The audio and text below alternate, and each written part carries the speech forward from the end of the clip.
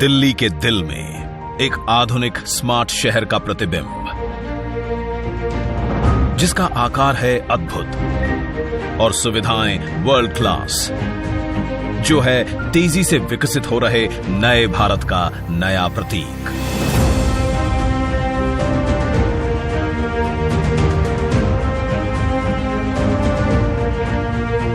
दिल्ली की पहचान, हमारा प्रगति मैदान अब अपने नए रूप में सभी के स्वागत को तैयार है।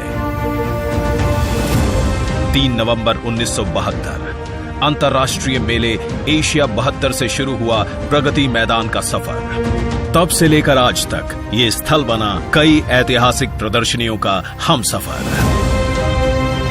जब माननीय प्रधानमंत्री नरेंद्र मोदी जी के नेतृत्व में देश तेजी से आगे बढ़ने लगा, तो प्रगति मैदान के इंफ्रास्ट्रक्चर को भी 21वीं सदी के भारत के अनुरूप आधुनिक बनाने की जरूरत महसूस हुई, ताकि नए भारत में बढ़े ईज ऑफ डूइंग बिजनेस और साथ ही ईज ऑफ लिविंग।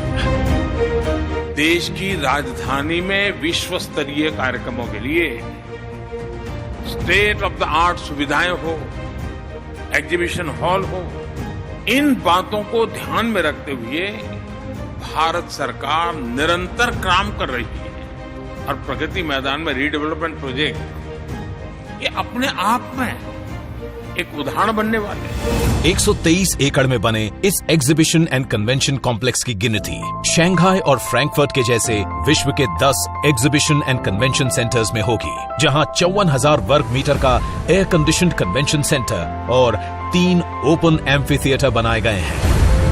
करीब 1.5 लाख वर्ग मीटर यानी 26 फुटबॉल फील्ड्स जितने कवर्ड एरिया में फैले प्रगति मैदान 2.0 में कुल 7 नए एग्जीबिशन हॉल्स हैं। इसके लेवल 3 पर बने हॉल में ऑस्ट्रेलिया के सिडनी ओपेरा हाउस से भी अधिक 7,000 विजिटर्स बैठ सकते हैं।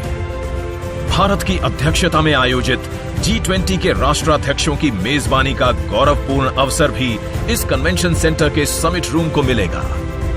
यहाँ 116 देशों की इंटरनेशनल सोलर अलायंस का प्रतीक सूर्य द्वार है। जीरो से इसरो तक भारतीय विज्ञान की कथा सुनाते प्रगति चक्र है। विश्व संरचना का आधार दर्शाते पंच महाभूत हैं। भारत द्वारा विश्व को समर्पित योग भी है। देश के विभिन्न प्रांतों से ली गई चुनिंदा सामग्री और कलाओं के सम्मिश्रण से बना IECC का ये भव्य रूप अपने आप में एक भारत श्रेष्ठ भारत का उत्तम उदाहरण है। एक तरफ जहां इस सेंटर में बड़े इंटरनेशनल इवेंट्स होंगे, वहीं हमारे देश के छोटे उद्यमी, अन्नदाता और कारीगरों द्वारा वोकल फॉर लोकल का ये मंच भी होगा।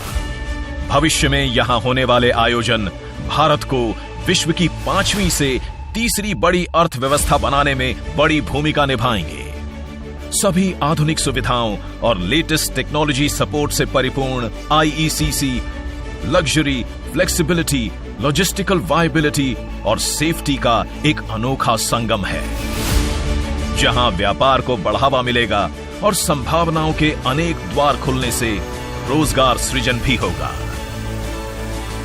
अतिथि देवो भवः की भावना लिए हर भारतीय का प्रतिनिधित्व करता ये कन्वेंशन सेंटर G20 के देशों के स्वागत के लिए और वसुधैव कुटुंबकम के सिद्धांत का मंच बनने के लिए तैयार है, जिसे आज माननीय प्रधानमंत्री देश को समर्पित कर रहे हैं।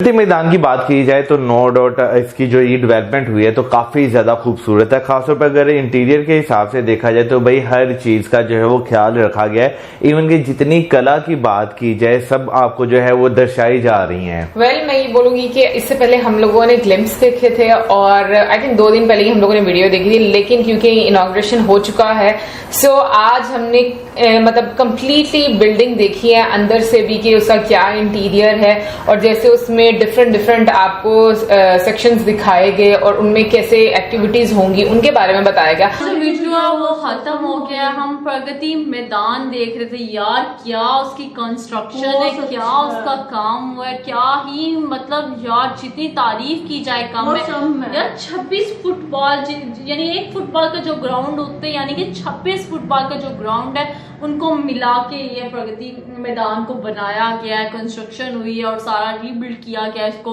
तो यार मतलब एक अपने आप में वो कहानी एक वो कहते हैं ना वो जो दीवार, हाँ, एक दीवार जो है ना वो अपनी कहानी सुना रही थी, ऐसा लग रहा था। मतलब कल्चर का बहुत। चले जी, वीडियो खत्म हो गई। भाई साहब क्या बात है, ये कम्प्लेक्स तो धांसू बना दिया और इसकी शेप भाई साहब जो है ना हमें जो लग रही है, एक तो सिप्पी की तरह लगती है, एक जो है स्पेसशिप की तरह भी थोड़ा फील होता है ना। ये जब कोई स्पेसशिप होती तो नीचे जो है वो जिस तरह के उसके पिलर बनाए गए हैं, वो जिस तरह उसकी लाइट्स नीचे आती है वो सेम उसी तरह लग रहा है। बिल्कुल। तो उसमें जो बरौनी तौर पे देखा जाए तो खूबसूरत तो है ही, लेकिन जो अंदरूनी है उसका इंटीरियर है वो बहुत खूबसूरत बनाया गया। जो उसी की तरफ थी और जिस तरीके से अंदर का इंटीरियर था इतना डिसेंट, इतना आउट क्लास था कि लाइक डिफरेंट सेशन बनाए थे और हर सेशन का हर पार्ट का इंटीरियर दूसरे से बिल्कुल डिफरेंट था। और जिस तरीके से वो देख रहे थे, बता रहे थे कि वहाँ पे 3 एम्फीथिएटर हैं और उनकी कैपेसिटी इतनी ज़्यादा है कि जितने मर्जी लोग हैं वो इजीली एडजस्ट हो सकते हैं, स्पेस की कोई भी कमी नहीं आएगी। और जिस तरीके से उन्होंने देखा, ये भारत ने जो ये फैसला किया ये बहुत टाइम पे किया है क्योंकि आगे इन्हें बहुत ज़्यादा ज़रूरत पड़ेगी, क्योंकि इंटरनेशनल लेवल पर डिफरेंट विजिटर्स आते हैं, डेलीगेशंस आते हैं जो भारत में आते हैं और